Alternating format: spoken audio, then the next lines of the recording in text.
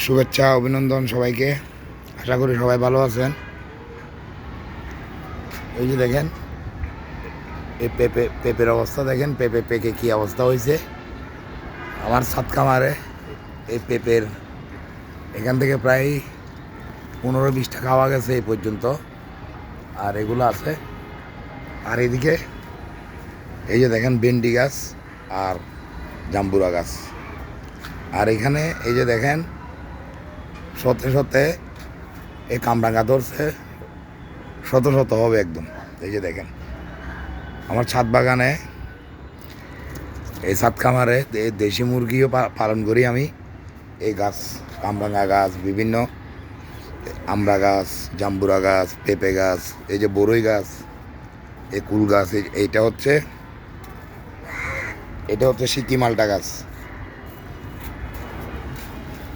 আর এটা হচ্ছে কটবেল গাছ, আর এগুলো হচ্ছে ডালিম গাছ, আর এটা হচ্ছে পেয়ারা গাছ।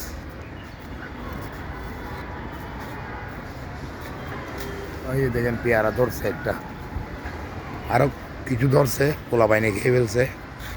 এই যে দেখেন পেঁপে গাছ, আর এটা জাম্বুরা গাছ।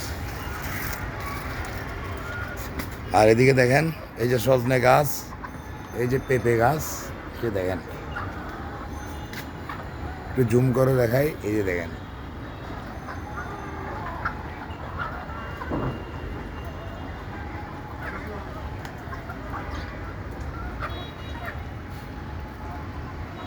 ওই যে আম গাছও আছে, ওইদিকে জাম গাছও আছে।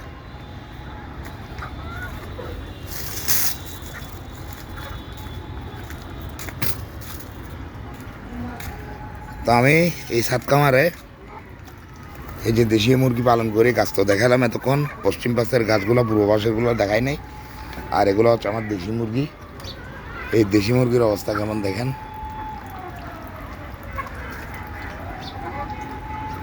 ওদেরকে বিকালের শেষ খাবার দিয়ে দিছি,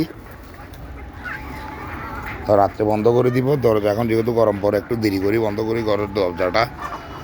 এই যে দেখেন ভিতরে ওরা হচ্ছে